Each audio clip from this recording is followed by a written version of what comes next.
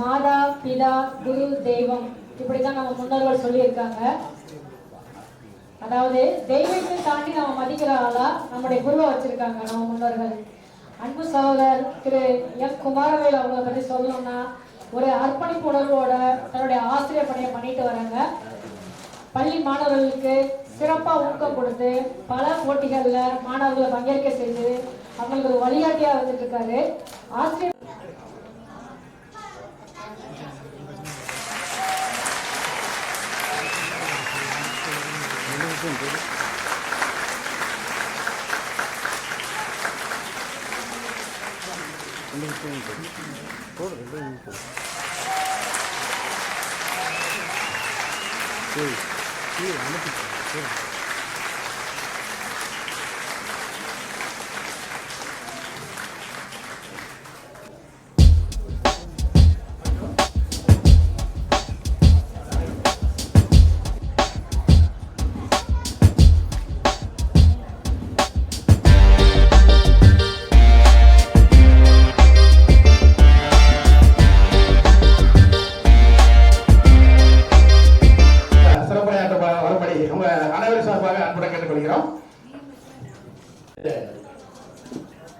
பெருவிழாவுக்கு சொந்தக்காரனாக இருக்கிற அருமை நண்பர் சலீம் அவர்களுக்கும் இவ்விழாவை மிக சிறப்பும் சீர்மாக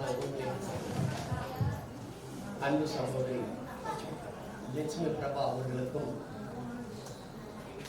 ஏனைய அனைத்து பெற்றோர்களுக்கும் என் சார்பாகவும் என் குடும்பம் சார்பாகவும் என்னுடைய வாழ்த்துக்களை நான் தெரிவிக்கிறேன். நான் அதிக நேரம் எடுத்துக்கொள்ள விரும்பவில்லை. ஒரு சிறு வார்த்தைகளை இந்த இடத்திலே நான் சொல்லி உங்களிடமிருந்து விடைபெற்று செல்ல ஆசைப்படுகிறேன். விவிலியத்திலே, அதாவது பைபிளிலே ஒரு வார்த்தை உண்டு. பிறருக்கு தீங்கு செய்வதை விட்டுவிட்டு நன்மை செய்ய கற்றுக்கொள்ளுங்கள் என்கிறார் ஒரு வார்த்தை உண்டு.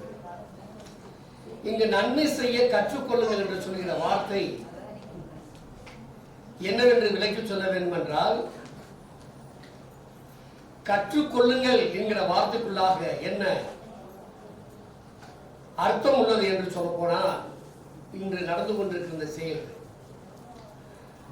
ஒவ்வொரு செயலுமே நன்மையாக இருக்க வேண்டும். அந்த நன்மையை கற்றுக்கொள்வதல்ல, இப்படி போன்ற செயல்களை செய்பவர்களிடத்தில் நாம் கற்று பிறருக்கு என்ன செய்ய வேண்டும், அதை திருப்பி செலுத்த வேண்டும் என்பதுதான் அதனுடைய வார்த்தையாக இருக்கிறது. நான் இந்த விருதுக்கு என்னுடைய பெயரை பரிந்துரை செய்த 2 நாட்களுக்குள்ளாக கண் அறுவை சிகிச்சை செய்து கொண்டேன். எனக்கு அடிக்கடி சகோதரி என்னுடைய போனில் தொடர்பு கொண்டார்கள்.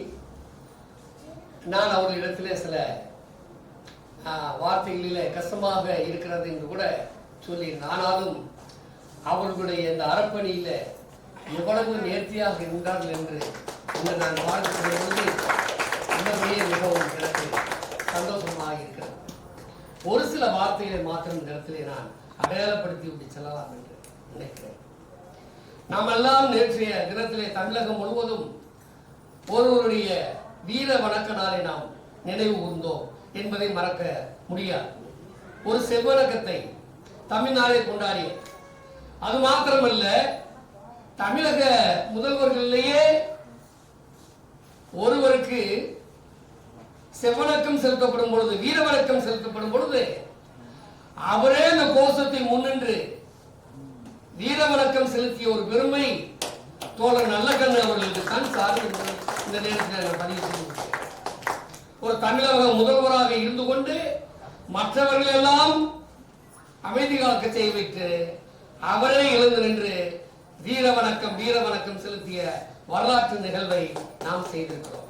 இதை எதற்கு நேரத்தில் நான் சொல்கிறேன் என்று சொன்னால், எந்த கட்சி உயர் பதவியில் இருந்து இல்லாதபடி பிரதமராகவோ ஒரு நாட்டினுடைய அமைச்சராகவோ ஒரு எம்பி ஆகவோ எம்எல்ஏ ஆகவோ இல்லாத இந்த தேசத்தினுடைய மிகப்பெரிய ஆளுமை என்று சொல்லக்கூடிய, இன்றைக்கும் உயிர் போட அவர்கள் வரலாற்றை பேசக்கூடிய ஒரு தத்துவம் தான் காந்தியம், மகாத்மா காந்தியடிகள். அவருக்கு இந்த நாட்டினுடைய மிகப்பெரிய பதவி கிடையாது. ஒரு தனி மனிதனுடைய தத்துவம் இன்றைக்கு உயிர் போடு இருக்கிறது. அதே போல அம்பேத்கர் இந்த நாட்டினுடைய மிகப்பெரிய பதவிகளில் இல்லை. அவருடைய தத்துவம் அம்பேத்கர் என்றது இந்த மண்ணில் நிலை பெற்றிருக்கிறது. அதே போல காமராஜரை நினைவு கொள்வோம், பேரறிஞர் அண்ணாவை நினைவு கொள்வோம். ஆனால் இவர்களிடத்தில் ஆளுமை என்கிற அதிகாரம் இருந்திருக்கிறது.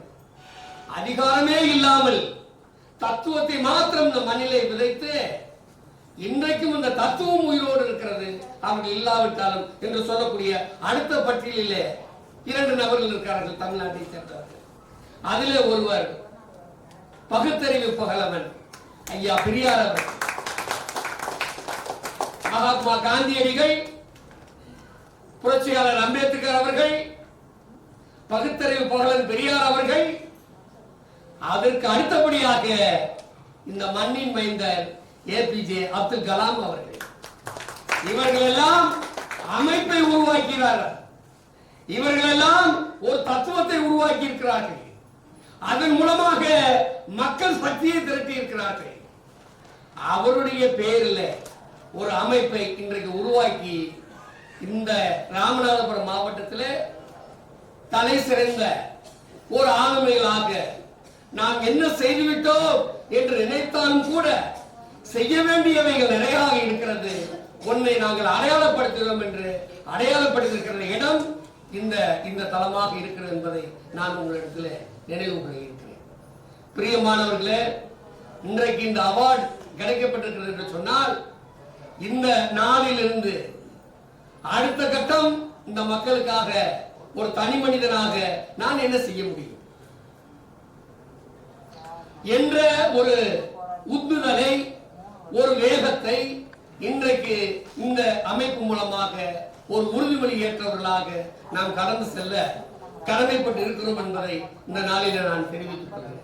அது மாத்திரமல்ல, ஒரு அமைப்பாக மக்களுடைய திரட்சியை உருவாக்கக்கூடிய மாமனிதர்கள் இறந்தாலும் இறக்க. அதற்கு ஒரு உதாரணம் அருமையான தோழர் சொல்லப்படும் பொழுது, ஐயா நல்லக்கண்ணு இடத்துல எதுவுமே கிடையாது. தஞ்சாவூர் பகுதியிலே வெறும் பண்ணையார்கள், சிவனேசன் என்று சொல்லக்கூடிய ஒரு பண்ணையார் நல்லக்கண்ணு தலைமையில தான் என்னுடைய மகள் திருமணம் நடக்க வேண்டும் என்று இதை எல்லாரும் தெரியும் நினைக்கிறேன். அந்த விஷயத்தை செஞ்சு நல்லக்கண்ணு தலைமையில ஒரு திருமணத்தை நடத்தி வைக்கிறார். அப்ப எல்லாரும் அவர்கிட்ட போய் கேட்கிறாங்க, ஏன் நல்லக்கண்ணு தான் நடத்தணும், வேற அன்றைய இருந்த கூட அண்ணாதுரை நடத்தக்கூடாதா, அன்றைய நாள் இருந்த ஜீவா நடத்தக்கூடாதா என்று அவரிடத்துல கேட்கப்படும் பொழுது, அந்த சிவனேசன் என்று சொன்னவர் என்ன சொல்றீங்களா, நல்லக்கண்ணு என்ற ஒரு தலித் தலைவரிலிருந்து என் மக கல்யாணத்தை நடத்துன்னு ஆசைப்பட்டேன் அப்படின்னா உடனே நல்ல கண்ணை குறுக்கிட்டு பரவாயில்ல என்னை நீங்க ஒரு தலித்துன்னு சொல்லி அடையாளப்படுத்திட்டு நான் தலித்து கிடையாது. ஆனா நீங்க சொன்ன வார்த்தையை நினைச்சு நான் ரொம்ப பெருமைப்படைன்னு சொன்னேன். இதுல இருந்து என்ன தெரியுதுன்னா அண்ணன் அருமை சகோதரர் நம்முடைய தமிழனி சொன்னது போல இந்தியாவுடைய அரசியலமைப்பு சட்டத்தினுடைய உயிர் துடிப்பு இறையாண்மை பிரியாண்மையில் இருக்கக்கூடிய முக்கியமான ஒரு அம்சம் என்னன்னா மதச்சார்பின்மை. மதச்சார்பின்மைன்னு சொல்லப்படும் பொழுது எந்த மதத்தை கடந்தவராக இருந்தாலும் மனித நேயத்தோடு இந்த தேசத்திலே நாம் வாழுவோம் எங்களுக்கான தத்துவ கோட்பாடு புரட்சியாளர் அம்பேத்கர் உருவாக்கப்பட்டது. அந்த அடிப்படையில் என்னை மாற்று சமூகமாக இருந்தாலும் என்னை தலித்து என்று கூறினீர்கள் என்று சொன்னால் இங்கு சிவனேசன் சொன்னது கருத்தல்ல, தன்னை ஒரு சாதியற்ற ஒரு மனிதனாக இந்த சமூகத்தில் அவர் நடமாடினார் என்பதற்கு அது ஒரு மிகப்பெரிய ஒரு அடையாளமாக இருக்கிறது. சகோதரர் சொன்னதை போல சாதியற்ற, சமூகமற்ற, இனமற்ற, வேறுபாடற்ற எல்லாவற்றையும் கடந்து மனிதநேயத்தோடு இந்த தளத்தில் ஒருங்கிணைப்பு செய்து எங்களுக்கெல்லாம் இன்றைக்கு அடையாளப்படுத்தியிருக்கிற இந்த ஏபிஜி நிறுவனத்தை நாங்கள் மனதார பாராட்டுகிறோம். அது மாத்திரமல்ல, இது போன்ற நிகழ்வுகளை ஒரு கோரிக்கையாக 2 கோரிக்கையை மாத்திரம் பெருமைக்குரிய அருமை சகோதரர் அவரிடத்திலும் அருமை சகோதரி அவரிடத்திலும் இந்த நிறுவனத்திற்கும் நான் வைத்து செல்லலாம் என்ற ஒரு ஆசை இருக்கிறது. அதாவது நீங்கள் மாவட்டந்தோறும் இதை செய்து கொண்டு வருகிறீர்கள். தோழர் சொன்னார் சொல்லப்படும் பொழுது இன்றைய தினத்தில் இத்தனை நபர்களை நீங்கள் அடையாளப்படுத்துகிறீர்கள். இவர்கள் என்னென்ன மக்களிடத்தில் காரியங்கள் செய்கிறார்கள் என்பதை இவர்களுக்கெல்லாம் நீங்கள் தொடர்படுத்தி ஒரு குழுவை உருவாக்கி அந்த குழுவில் இவர்கள் ஆற்றக்கூடிய பணிகளை நீங்கள் தொடர்ந்து கவனித்து அடுத்தடுத்த மாவட்டங்கள் செய்யப்படும் பொழுது அந்த சிவகங்கை மாவட்டத்தில், விருதுநகர் மாவட்டத்தில், மதுரை மாவட்டத்தில் இது போன்ற செயல்கள் யார் செய்கிறார்கள் என்பதை இந்த மாவட்டத்தில் இருக்கக்கூடிய நாங்கள் தெரிந்து கொள்வதற்கும் நாங்கள் செய்கின்ற நற்காரியங்களை பிற மாவட்டத்துக்காரர்கள் தெரிந்து கொள்வதற்கும் அந்த தொடர்பை ஏற்படுத்திக் கொடுக்க வேண்டும் என்பதை தாழ்மையோடு உங்களிடத்தில் நான் தெரிவித்துக் கொள்கிறேன். அதுக்கடுத்து இன்னொரு கோரிக்கை என்னவென்றால், இது ஆக சிறந்த காரியம். கல்வியை குறித்து சொன்னீர்கள், சாதி மத வேறுபாடின்றி தளத்தில் நிற்கிறோம் என்று சொன்னீர்கள். இவைகளுக்கெல்லாம் அடையாளமாக உங்களை அங்கீகரிக்கக்கூடிய இந்த சேவையை அங்கீகரிக்கக்கூடிய 2 ஆளுமைகள், ஒன்று அரசு சார்ந்த ஆளுமை, இன்னொன்று அதிகார வர்க்கம் சார்ந்த ஆளுமை. இப்போ ஒரு விருது கொடுக்க போயில மாவட்ட கலெக்டர் நீங்க கூப்பிடணும், நீங்க ஆட்சி செய்யக்கூடிய எம்எல்ஏ எம்பி நீங்க என்ன செய்யணும், கூப்பிடணும்.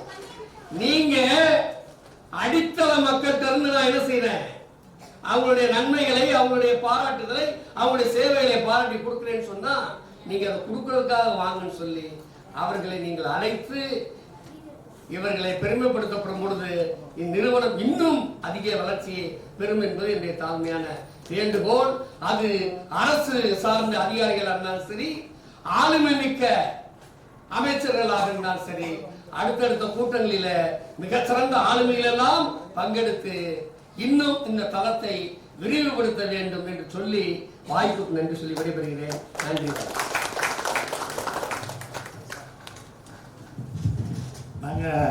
நம்ம அமைப்பு சார்பா குமாரவேல் சாருக்கு எதுக்காக பார்த்தீங்கன்னா சிறந்த ஆசிரியர் விருது கொடுத்தோம் அப்படிங்கறத இப்ப நீங்க எல்லாமே தெரிஞ்சிருப்பீங்க இல்லையா? அவங்களுக்கு அவர் பேச ஆரம்பிச்சாருன்னா அவருக்காகவே நான் பார்த்தீங்கன்னா ஒரு நாள் கூட ப்ரோக்ராம் நடத்தினா கூட பத்தாது அவங்களுக்கு.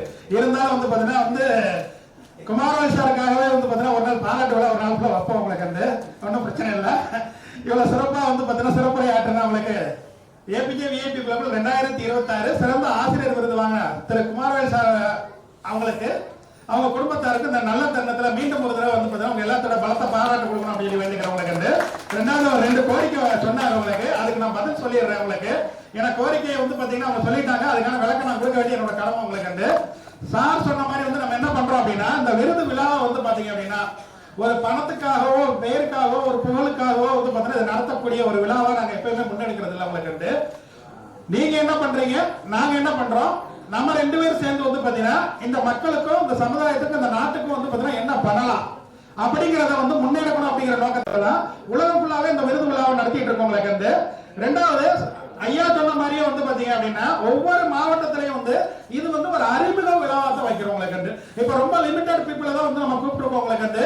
உங்க மூலியமா நம்ம என்ன பண்றோம் உங்களுக்கு, அரசாங்க அதிகாரிகளா இருக்கட்டும், அடுத்த துறையில சிறப்பா செயல்படுறவங்களா இருக்கட்டும் உங்களுக்கு வந்து, பொது மக்களா இருக்கட்டும் உங்களுக்கு, சமூக சேவகர்கள் எந்த துறை சார்ந்து இருக்கட்டும் உங்களுக்கு வந்து, அவங்க எல்லாத்தையும் ஒருங்கிணைச்சு உங்களுக்கு வந்து ஒவ்வொரு மாவட்டத்திலும் திரும்ப வந்து பாத்தீங்கன்னா ஒரு மிகப்பெரிய ஒரு விழாவை எடுக்கிறதுக்கு ஒரு முன்னோட்டமா தான் வந்து பாத்தீங்கன்னா இந்த விழாவை ஒவ்வொரு மாவட்டத்திலும் அறிமுகமாக்கிறவங்க வந்து.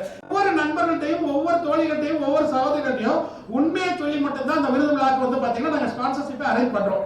வெளியே இருந்து நாங்க எந்த ஸ்பான்சர்ஷிப் வந்து பாத்தீங்கன்னா அரேஞ்ச்மெண்ட் பண்றது இல்லை உங்களுக்கு. முழுக்க நீங்க தான் எங்களோட ஸ்பான்சர்ஷிப் உங்களுக்கு வந்து. நீங்க சப்போர்ட் பண்ணீங்கன்னா அந்த விழா வந்து சக்சஸ்.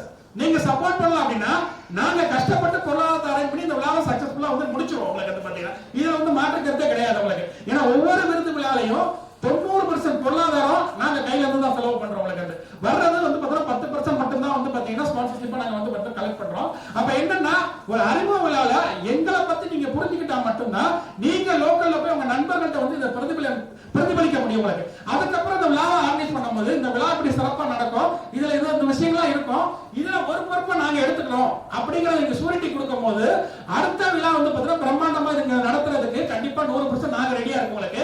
எவ்வளவு சீக்கிரம் முடியுமோ உங்களுக்கு அவ்வளவு சீக்கிரம் நீங்க தமிழன் சார் உங்க டீம்ஸ் எல்லாருமே இருக்கீங்க, நம்ம நண்பர்கள் எல்லாருமே இருக்காங்க, நீங்க அரேஞ்ச் பண்ண ரெடினா நாங்க பண்றதுக்கு ரெடியா இருக்கோம். ரெண்டாவது இன்னொரு கோரிக்கை சொன்னாங்க உங்களுக்கு வந்து அரசாங்க அதிகாரிகளை கூப்பிடணும், IAS officer, IPS officer, IRS officer, உங்களுக்கு மற்ற தோழர்களே கூப்பிடணும் அப்படின்னாங்க. எங்களோட நோக்கம் என்னன்னா யாருக்கும் பாகுபாடு பார்த்து வந்து பாத்தீங்கன்னா அந்த விழால வந்து பாத்தீங்கன்னா வந்து நாங்க கூப்பிடுறது கிடையாது உங்களுக்கு. எங்களுக்கு அது ஒரு சிக்கல் என்ன இருக்கு அப்படின்னா உங்களுக்கு சிறந்த ஐஏஎஸ், சிறந்த ஐபிஎஸ், சிறந்த ஐஆர்எஸ், மற்ற துறை சார்ந்த தோழர்களை நாங்க வந்து பாத்தீங்கன்னா விருதுக்கு தேர்ந்தெடுத்து விருது கொடுக்குறோம்னு சொல்லி கூப்பிட்டோம்னா அவங்களுக்கு சில புரோட்டோகால் இருக்கு, உங்களுக்கு நல்லா தெரியும் உங்களுக்கு. ஏன்னா அரசாங்க பதவியில இருக்கிற அவங்க வந்து பாத்தீங்கன்னா வெளியே போய் யார்ட்டுமே வந்து தனியார் அமைப்புகள்ட்ட விருது வாங்கக்கூடாது அப்படிங்கிற ஒரு புரோட்டோகால் உங்களுக்கு இருக்குது உங்களுக்கு. நாங்க நிறைய ஐஏஎஸ் ஆபீசர்ஸ், ஐபிஎஸ், ஐஆர்எஸ் பேசியிருக்கோம் உங்களுக்கு. அவங்க சொல்ற ஒரே புரோட்டோகால் என்ன அப்படின்னா ஐஏஎஸ், ஐபிஎஸ், ஐஆர்எஸ் வந்து பாத்தீங்கன்னா போய் விருது வெளியே வாங்கணும் அப்படின்னா அந்த அமைப்புக்கு ஃபேவரா நம்ம ஏதாவது பண்றோம்னு சொல்லி வெளியே வந்து ப்ராஜெக்ட் பண்ணிடுவாங்க உங்களுக்கு. அதனால நாங்க வந்து அதை பண்ணக்கூடாது சார் உங்களுக்கு. உங்களுக்கு பின்னாடி இருந்து வந்து பாத்தீங்கன்னா நாங்க என்னென்ன வந்து பாத்தீங்கன்னா சப்போர்ட் பண்ணி கொடுக்கணுமோ அதை வந்து பாத்தீங்கன்னா எல்லா ரீதியிலுமே நாங்க பண்ணி கொடுக்க ரெடியா இருக்கும் உங்களுக்கு. இந்த மாதிரி ப்ரோக்ராம்ல வந்து பாத்தீங்கன்னா கலந்துக்கிறது எங்களோட பதவிக்கு வந்து சிக்கல் இருக்கிறனால வந்து நாங்க சொல்றத தவிர்க்கிறோம் எப்படிங்கிறத நிறைய இடத்துல சொன்னனால அவங்கள கூப்பிட்டு நம்ம கஷ்டப்படுத்த விரும்பாத ஒரே காரணத்தினால அந்த மாதிரி செக்டார் பீப்புள்ஸ் மட்டும் கொஞ்சம் வந்து பாத்தீங்க அப்படின்னா அவாய்ட் பண்றவங்களை கண்டு. ஏன்னா ரெண்டு கோரிக்கை நீங்க சொல்லிட்டீங்க, அது சொல்ல வேண்டிய கடமை இருக்கிறவங்களை கண்டு கண்டிப்பா அவங்க விரும்புறாங்க அப்படின்னா இதே மேடையில அவங்களையும் பண்றதுக்கு நம்ம ரெடியா இருக்கும். ஏன்னா அவங்களையும் நிறைய நல்ல மனிதர்கள் வந்து பாத்தீங்கன்னா சமுதாயத்துக்காகவும் மக்களுக்காகவும் நாட்டுக்காகவும் வந்து தன்னலம் இல்லாம வந்து உழைச்சிட்டு இருக்காங்க. ஐயா சொன்ன மாதிரி தான் நல்ல கண்ண ஐயா மாதிரி வந்து பாத்தீங்கன்னா ஒரு சில குறிப்பிட்ட வந்து பாத்தீங்கன்னா வந்து வாழும் போராளிகள் அப்படின்னு சொல்றாங்க. அவங்க வந்து பாத்தீங்கன்னா அவங்க வந்து 2022 சென்னையில வந்து பாத்தீங்கன்னா ரமலா வந்து பாத்தீங்கன்னா 4-ஸ்டார் ஹோட்டல்ல நம்ம ப்ரோகிராம் பண்ணவங்களுக்கு அங்க நல்ல கண்ணையா தலைமையில தான் வந்து பாத்தீங்கன்னா நம்ம விருது விழாவே நடந்துச்சு உங்களுக்கு. அங்க வச்சு வந்து பாத்தீங்கன்னா ஏபிஜே விஐபி குளோபல் 2022 சிறந்த அரசியல் தலைவர் விருது வந்து பாத்தீங்கன்னா நல்ல கண்ணையாக்கு நம்ம கொடுத்தோம் உங்களுக்கு. பாத்தீங்கன்னா அதுவே வந்து பாத்தீங்கன்னா நாங்க பெருமைப்படுற ஒரு மிகப்பெரிய வந்து ஒரு நல்ல தருணம் உங்களுக்கு. அந்த விழால வந்து பாத்தீங்கன்னா இப்ப காங்கிரஸ் கட்சியோட தலைவரா இருக்க செல்வ பெருந்தகை ஐயாக்கு வந்து பாத்தீங்கன்னா நல்லக்கண்ண ஐயா கையால சிறந்த சட்டமன்ற உறுப்பினர் விருது வந்து 2022 சென்னையில வச்சு நம்ம கொடுத்தவங்களுக்கு.